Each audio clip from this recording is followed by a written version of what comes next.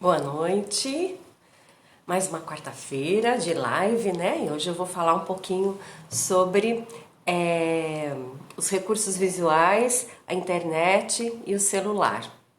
Tudo que você precisa para poder ensinar.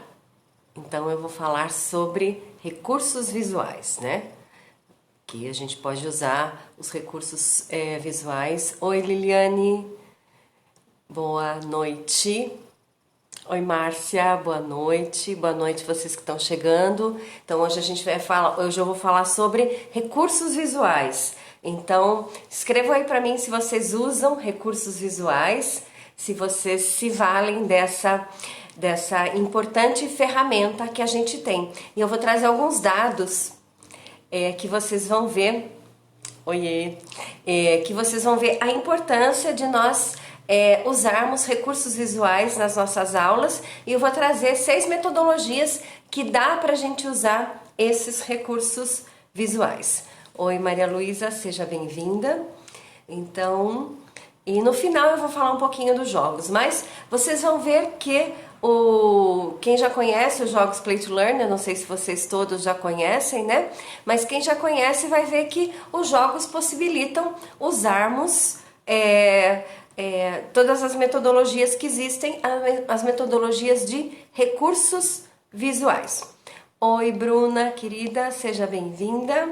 Então vamos lá, hoje a gente vai falar de recursos visuais.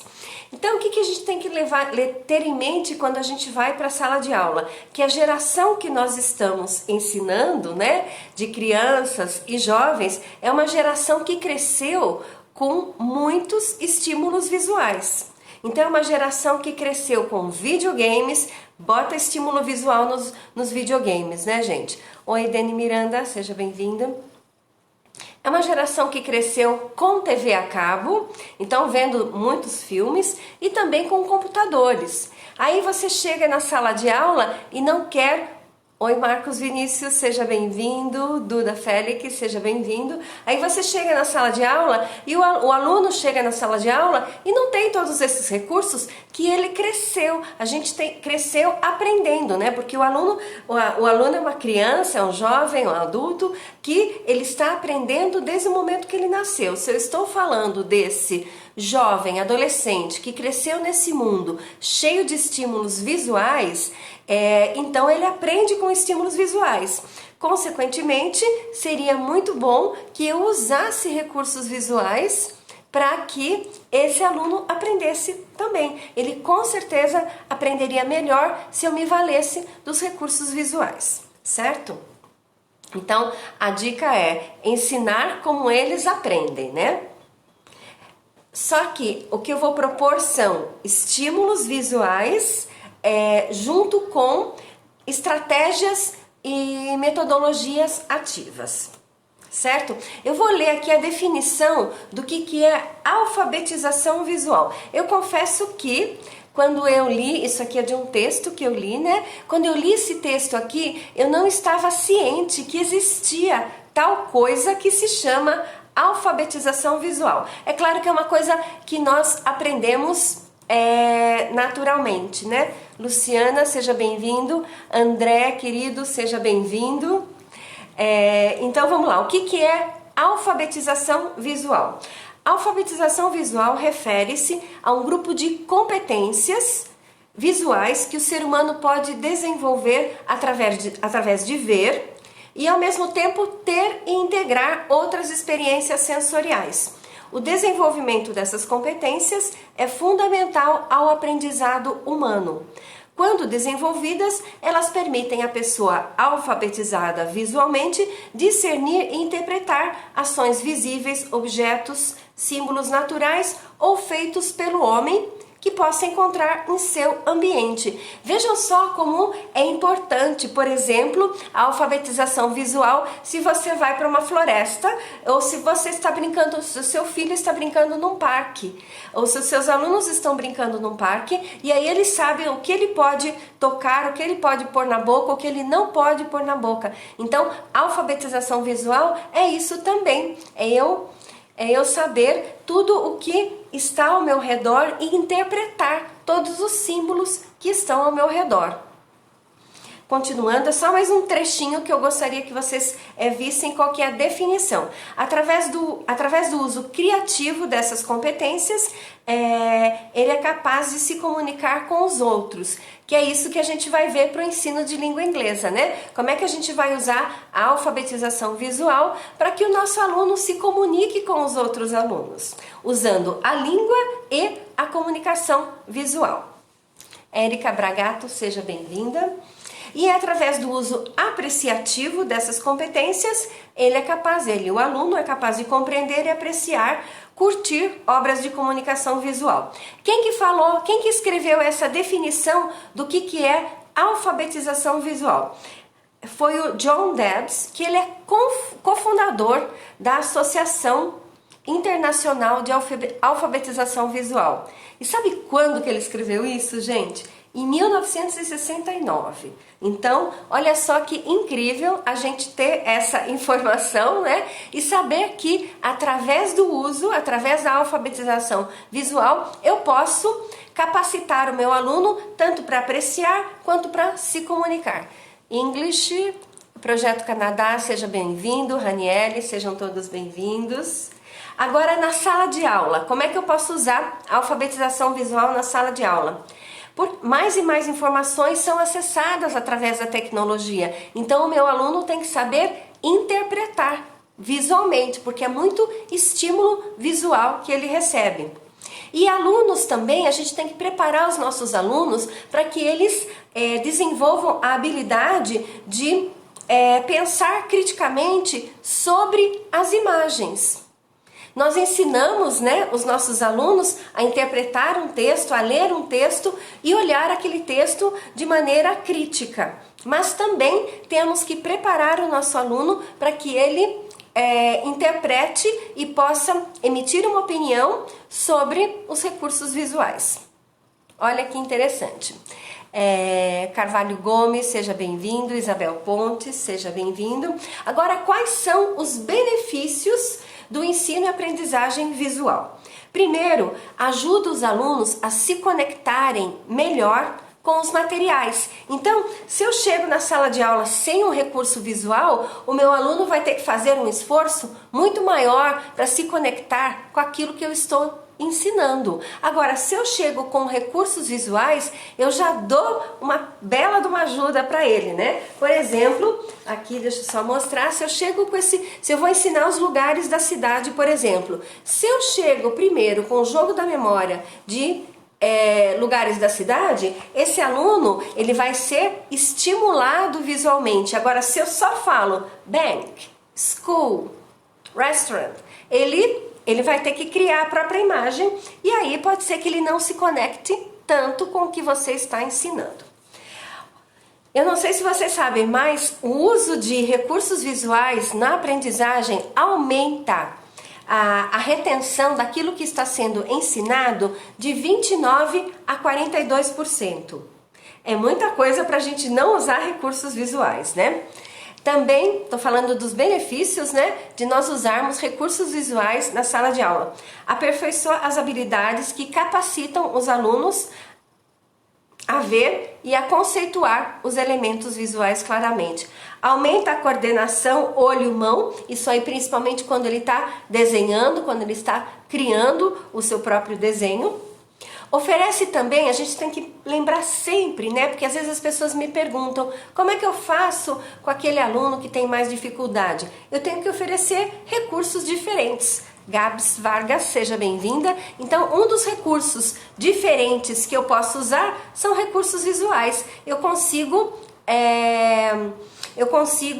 fazer com que esse meu aluno que tem mais desafios, com que o que eu estou ensinando chegue para ele de uma maneira mais simples. E também ele oferece desafios, o uso de recursos visuais, e eu vou dar várias sugestões mais para o final, sugestões bem criativas, oferece desafios a todos os alunos, principalmente aqueles alunos que são gifted, certo?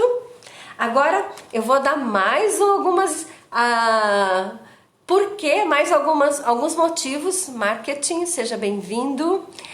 Mais alguns motivos por quê? Sabe, um é muito básico e muito importante. Não sei se vocês já fizeram aqueles testes nos seus alunos para ver se ele é visual, sinestésico, auditivo. E aí isso foi constatado através de pesquisas que a maioria dos alunos são visuais. Esse já é só isso já seria um super do motivo para que a gente usasse recursos visuais. Mas tem uma ferramenta que fez uma pesquisa, e essa pesquisa do Mind Tools chegaram à conclusão que 65% das pessoas são visuais. Portanto, no seu dia a dia, né, a cada 3 pessoas que você cruzar,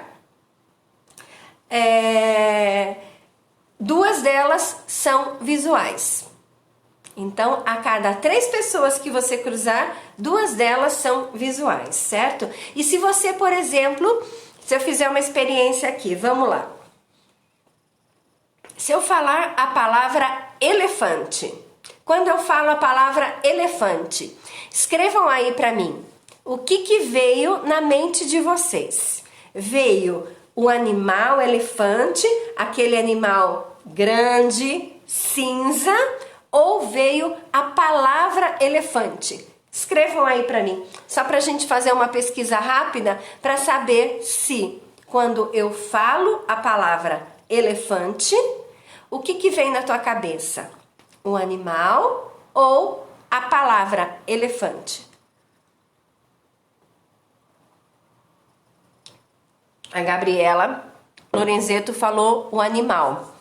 Então, Gabriela, assim como para você veio o animal, quando a gente fala, vem para o animal. O André Sena também falou o animal. Então, gente, olha só o poder das ilustrações. Então, isso acontece para 65% das pessoas. A poliflima, é isso? Veio na mente o animal também. Legal, né, gente? Obrigada por responderem. Então, só para comprovar que para 65% das pessoas vem o animal. E agora eu vou falar uma frase que o Aristóteles falou. A alma não pensa sem uma figura. Então a gente tem que usar a figura em todas as nossas aulas, se a gente quer ter essa conexão com os nossos alunos. Mas eu vou dar mais motivos, né? O meu objetivo aqui é mostrar para vocês a importância de nós usarmos figuras, ilustrações, para que realmente o nosso aluno tenha um aprendizado efetivo na sala de aula. O objetivo de todo professor é que seu aluno saia da sua aula diferente do que ele entrou, com um aprendizado diferente do que ele entrou, que ele aprenda alguma coisa. E eu tô falando que, à medida que você usa mais e mais ilustrações, você consegue atingir esse objetivo. Ellen, seja bem-vinda. Érica. Então vamos lá. As figuras permanecem muito mais em nossa mente. Esse é o motivo. Nós nos lembramos das figuras por muito mais tempo do que nos lembramos das palavras. A gente acabou de ver que quando eu falo, né? Sejam bem-vindos, quem tá chegando aí. A gente acabou de ver que quando a gente fala uma palavra, a gente vai pensar no desenho, na imagem dessa palavra e não na palavra escrita.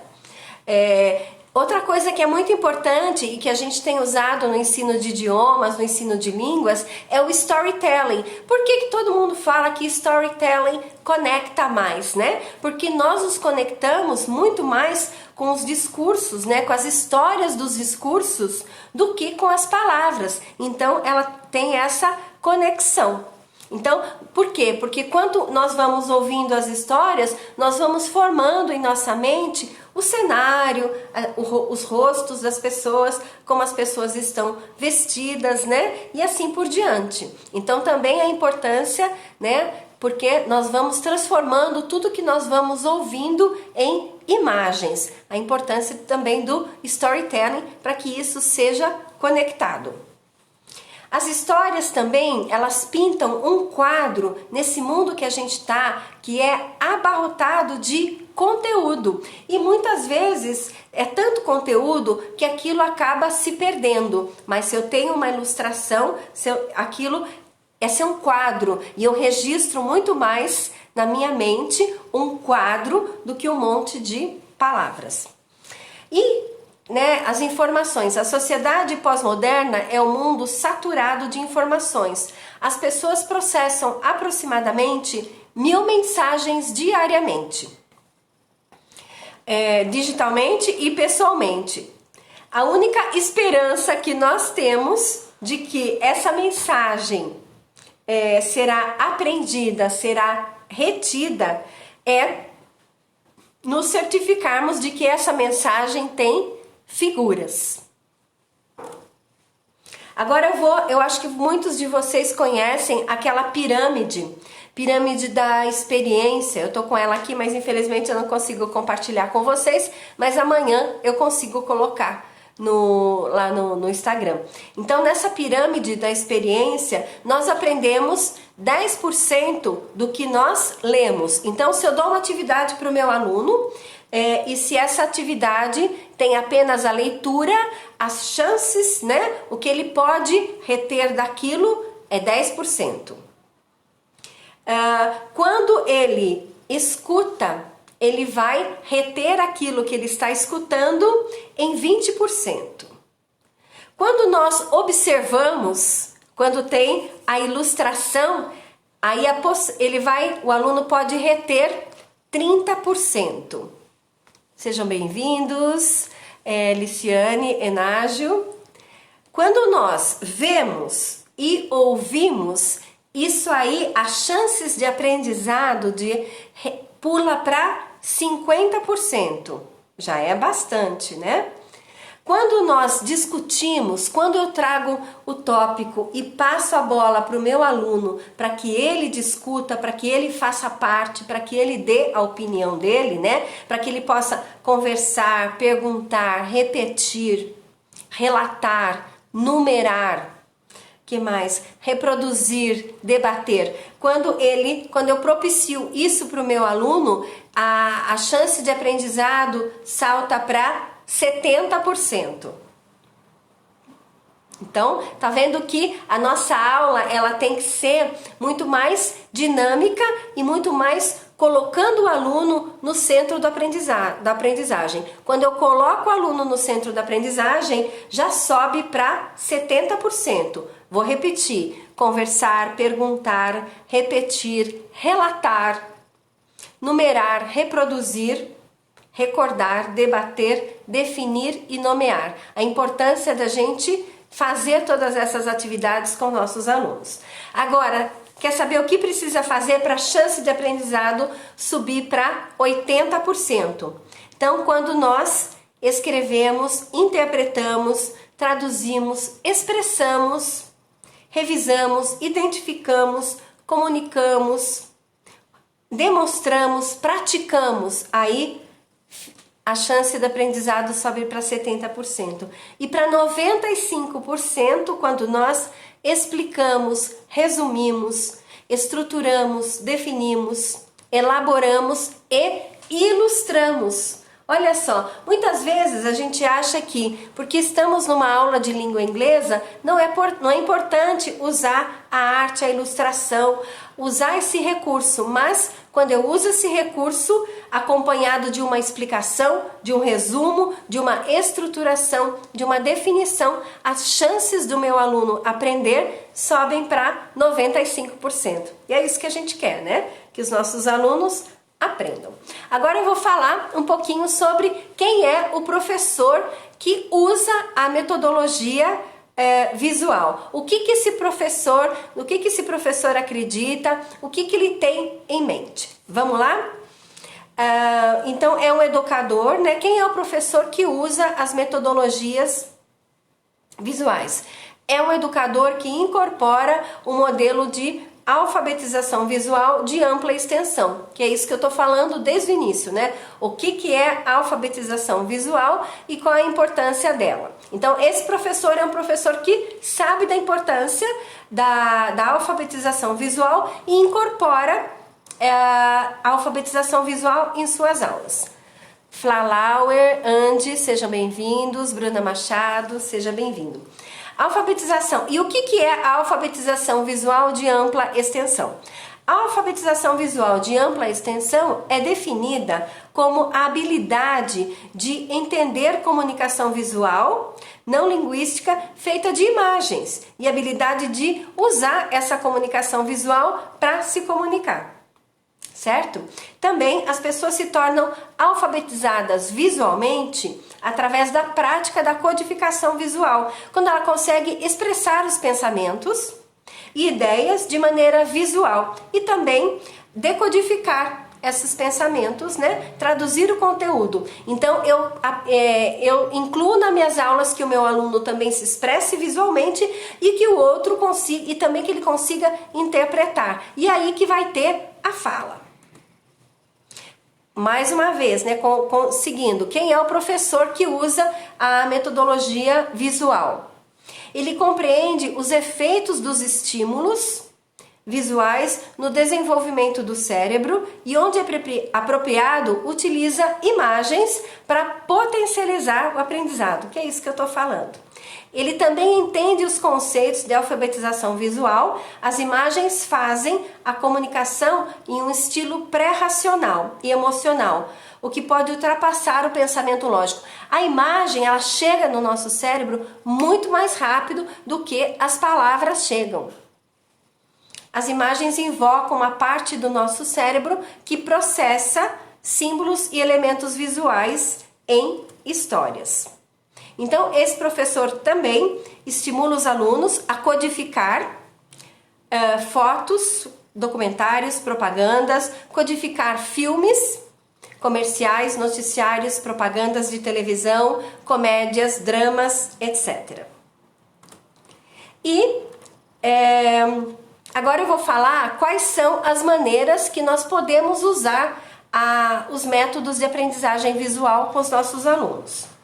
Então, é claro que o professor visual, que acredita na metodologia visual, ele vai elaborar suas aulas para que os seus alunos possam se expressar e comunicar visualmente. Então, como é que eu posso fazer isso? Quais são as metodologias de aprendizagem visual? Então, eu posso usar a aprendizagem visual para investigar, para agrupar informações, para listar, para que o meu aluno faça mapas visuais, para que usando métodos comunicativos também. Eu também posso fazer com que ele crie, através das imagens, uma crônica, um documentário, e depois eu vou dar ideias mais práticas. Eu também posso permitir que ele se expresse através de fotos e de desenhos. Eu também posso pedir que ele se comunique visualmente através de relatórios, fotojornalismo. Como é importante as fotos no jornalismo, né? Então, por que não também permitir que o nosso aluno use desse recurso para se expressar? E também eu posso usar as imagens para inspirar, e o meu aluno também pode usar as imagens que ele queira usar dentro de uma atividade para que inspire os seus colegas, né? Comunicar uma mudança de comportamento e uma mudança de atitude. E também eu posso usar a aprendizagem visual para que ele possa visualizar, prever, para que ele possa usar a imaginação dele. E agora então eu vou dar dicas, né, de como vocês podem usar cada um desses métodos. Por exemplo, se for para investigar, agrupar ou listar. A Márcia está aqui comigo desde o começo, né, Márcia? Se for para investigar, agrupar e listar, o que eu posso fazer com o meu aluno de língua inglesa? Eu posso pedir para esse aluno investigar, a rotina de um familiar, para que ele possa tirar fotos, por exemplo, da rotina de um familiar e depois explicar para a classe. Então, o que eu estou ensinando para o meu aluno? Que ele vai relatar hábitos ou rotinas de um familiar através de fotos. Eu estou ensinando o Simple Present em inglês, certo? Eu posso usar isso para ensinar o Simple Present, o Simple Past ou o Present Continuous.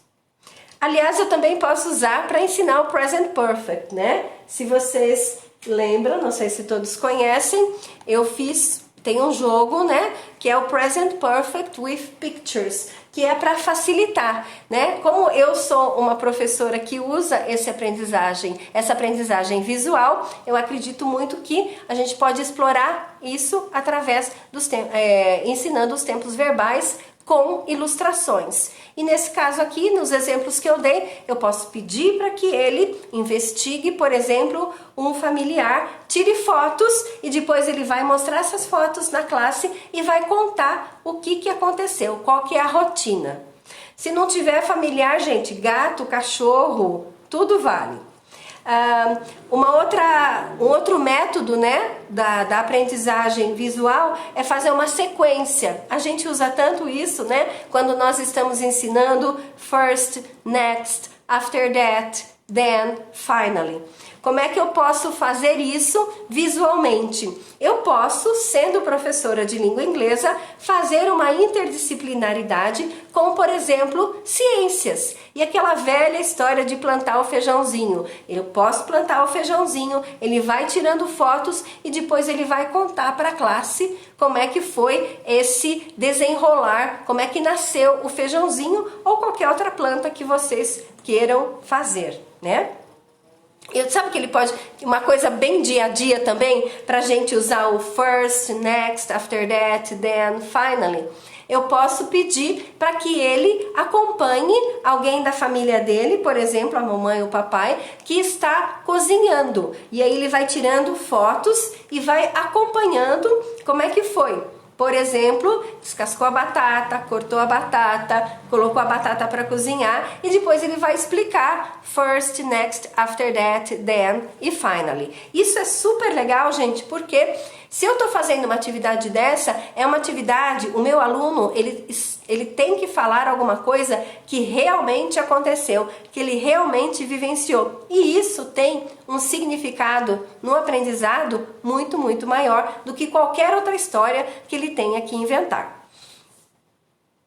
Uma outra coisa que a gente pode usar também para fazer essa sequência de... Vocês vão pensando, se vocês pensarem outras ações, escrevam aí para mim. Eu pensei essas aqui. Acompanhar a plantinha crescendo, tirar foto de alguém da família cozinhando e também se ele for ao supermercado com alguém, ele pode ir fotografando ou ir filmando e depois ele vai contar para a classe o desenrolar da compra, né? Chegou no supermercado, foi pegando os itens, depois passou no caixa, guardou. Então tem toda uma sequência. Se a gente for ver, várias ações que nós fazemos no dia a dia tem essa sequência. Então é só pedir para que o nosso aluno tire uma foto. Não quer pedir para tirar foto, quer pedir para desenhar? Legal também. Ele desenha, faz a sequência e depois relata para a turma. E aí vai depender muito do vocabulário dele. Se ele conseguir expressar frases maiores, ele vai fazer frases. Se não, ele pode falar algumas palavras contando aquela situação.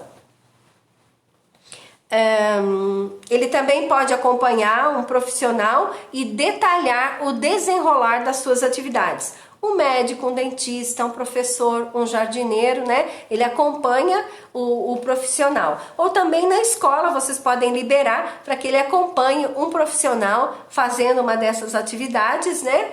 Ou outra atividade, e aí ele vai relatar como é que essa atividade aconteceu. Uma outra coisa que vocês podem pedir para que o seu aluno faça visualmente é fazer uma lista de compras. Aí você pode pedir para que ele desenhe, ou você pode pedir para que ele recorte e faça lá a lista de compras de maneira visual. O que mais que ele pode fazer? Agrupar os móveis da casa. o Enágio, já fiz um trabalho em que os próprios alunos expunham a própria rotina deles. Muito bem, muito bom. Agrupar os móveis da casa, né? E também é uma coisa que você pode fazer. Agrupar os alimentos que tem em casa nas categorias saudáveis e não saudáveis. E o Enágio falou, eles apresentaram através do PowerPoint. E daí eles tiraram, responde aí pra mim, Enágio, eles fizeram desenhos ou tiraram fotos? Tinha o estímulo visual?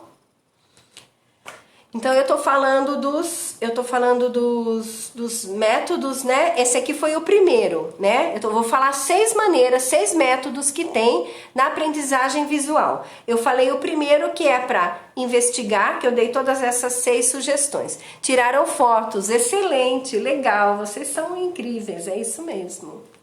Então investigar, agrupar e listar. Então eu dei essas 6 sugestões. E ficou muito bem produzido, que ótimo. O segundo método é o método da crônica. Eles arrasaram, que legal. Depois, se puder, compartilhe aí comigo, eu vou adorar ver, Enágio.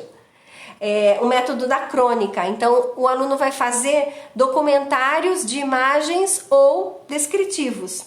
Para que eu posso, quais são os estímulos visuais que eu posso usar? Eu posso usar uma obra de arte que eu goste muito, né? Mostrar para eles, exibir, e aí eles podem também desenhar, ver o que aquela obra de arte instigou neles a desenhar, e depois do desenho eles contam para a classe. Eu posso pedir para que eles escolham uma atividade que está acontecendo na cidade deles neste momento e documentar essa atividade através de imagens. Eu posso pedir para que eles também documentem uma exposição de arte, uma mudança que está acontecendo, sabe? Tem algum lugar que tem um prédio que está sendo reformado, eles podem registrar. O que estiver acontecendo na cidade, tudo vira assunto para aula de inglês. A limpeza de uma rua, a reforma de um prédio, tudo isso pode ser fotografado, desenhado e depois compartilhado na sala de aula. Agora, como é que eu posso pedir? Agora, o terceiro método, né, da aprendizagem visual é ele expressar. Ele pode expressar pensamentos, sentimentos, a partir do abstrato para o concreto. Então, o professor pode pedir para que os alunos tragam fotos ou desenhos que expressem, por exemplo, como é que eu estou me sentindo, como é que eu me sinto em relação à pandemia. Ele pode expressar esse sentimento através de fotos ou de desenhos. O futuro, como é que eu quero expressar, como é que eu me sinto com relação ao futuro. A minha infância, então eu posso trazer fotos, não necessariamente da minha infância, mas como é que eu me sinto em relação à minha infância, aos meus amigos, à escola, aos adultos, aos animais. Então eu estarei estimulando os meus alunos a expressar como é que eles se sentem com relação a esses tópicos aqui. Agora é o quarto tópico, né, dos métodos de aprendizagem visual, que é comunicar, fazer relatórios visuais, fotojornalismo. Como é que eu posso usar isso na sala de aula de língua inglesa? O aluno deverá ser repórter por um dia e escolher um tema para explorar. E daí ele vai trazer as fotos e os desenhos e, é claro, vai fazer a sua exposição para a classe. Por exemplo, aqui eu listei alguns tópicos do que ele pode usar para fazer essa fotojornalismo, esse relatório. Por exemplo, ele pode investigar as crianças do bairro dele, as crianças do condomínio, ele pode tirar foto, ele pode depois contar como é que é a rotina dela, quais são as atividades que elas desempenham. Você também pode, se eles forem um pouquinho maiores, pedir para que eles explorem, para que eles investiguem, contem como é que é o comércio da cidade ou o comércio do bairro. Então eles vão lá, vão ver, vão tirar fotos, podem até conversar com as pessoas e depois contam tudo para vocês em inglês. Também podem, os produtos, né? Eles podem pesquisar, tirar fotos ou desenhar. Quais são os produtos que são feitos na minha cidade? Vocês veem que tudo isso é uma interdisciplinaridade com outras disciplinas, né? Quais são os produtos que são feitos na minha cidade? Ele vai fazer uma pesquisa, ele vai tirar foto ou ele vai desenhar e depois ele vai expor para a classe. E a classe, se tiver, pode até fazer perguntas, né? Vai gerar uma interação muito legal. Os jardins do meu bairro, ele pode sair e pesquisar, tirar foto e depois vocês podem comparar as crianças que moram em bairros diferentes, como é que são os jardins. As calçadas da minha cidade, né, também vão tirar foto. As crianças adoram essas atividades. E agora nós estamos falando de 6 métodos, né, e eu vou falar do quinto, que é inspirar, né, quando eu quero inspirar as pessoas. Então o aluno sai em busca de cenas que os inspiram. No dia a dia, fotografa e leva para apresentar para a classe, né? Pode ser árvores, pássaros, qualquer coisa que inspire, que faça com que o seu aluno se sinta bem, né? São aquelas coisas que nos trazem alegria. Uma cena de uma criança brincando. Então, essa aqui é o tópico de inspiração. A professora também pode levar, né? Quando ela estiver explicando para fazer essa atividade, a professora pode levar fotos do que a inspiram, né? E contar para eles. E aí eles também vão, com esse exemplo, procurar. E o sexto é quando a gente vai visualizar, né? O sexto método da aprendizagem visual é a visualização. Quando eu vou prever alguma coisa que vai acontecer, né? Eu imagino que aquilo vai acontecer. Então, eu posso usar imagens variadas, né? Para que meus alunos possam descobrir novos usos para objetos, né? Eu gosto muito de fazer uma atividade para estimular a criatividade. E aí a gente pode pegar objetos do dia a dia e pedir para que os alunos pensem em outras maneiras de usar aquele objeto, né? Uma bicicleta. Que mais que eu posso usar uma bicicleta? Quais são os outros usos, né? Que mais? Visualizar. Uma coisa que eu gosto muito, até já dei um workshop sobre isso, é usar a visualização na aula de inglês para fazer uma meditação, né? E aí a gente tem, pode ser uma meditação para uma praia. É claro que você faz as frases para que simples, né? Que o seu aluno possa acompanhar e que ele possa visualizar. Isso é muito poderoso também. Então, esses são os 6 métodos para que você possa usar a metodologia visual na sua aula, certo? E como é que o professor responde a essas imagens que os alunos fizeram? O professor pode fazer uma avaliação. Como é que ele pergunta? Ele pode perguntar: você descobriu algo de novo com isso? Você fez os registros do que você observou de maneira fiel e precisa, né? Ou teve a sua própria interpretação? Uma pergunta legal para fazer também. Você manifestou uma ideia, um pensamento ou um sentimento através desse recurso visual? Uma outra pergunta. Alguém que visse essa mesma imagem, será que ela teria essa mesma interpretação que você teve? Então eu estou ensinando o meu aluno a olhar para as coisas, a olhar para as figuras de maneira crítica, né? Para que ele desperte, para que ele saiba que nem todos têm a mesma interpretação.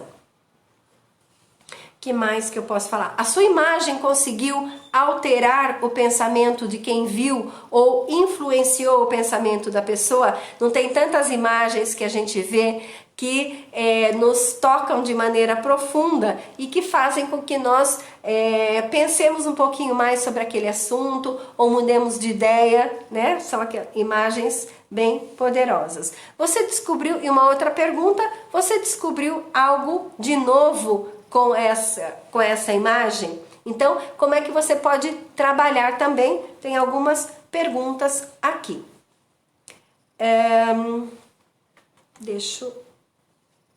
Agora, quais são? Eu vou dar algumas sugestões, né, de tópicos que a gente pode ensinar com figuras. É claro que dá para ensinar o to be.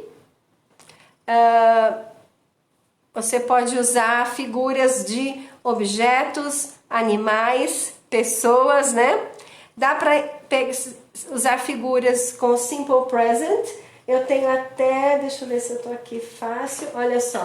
Tem até esse jogo aqui, que é o Daily Routine, que é um jogo feito só com rotinas diárias. Então, eu usei essas figuras para ensinar o simple present para os alunos. Eu posso ensinar o present continuous, o past continuous, o going to. Eu posso ensinar o can, mostrar as habilidades, e o present perfect, né? Que eu já mostrei, que a gente tem cadê?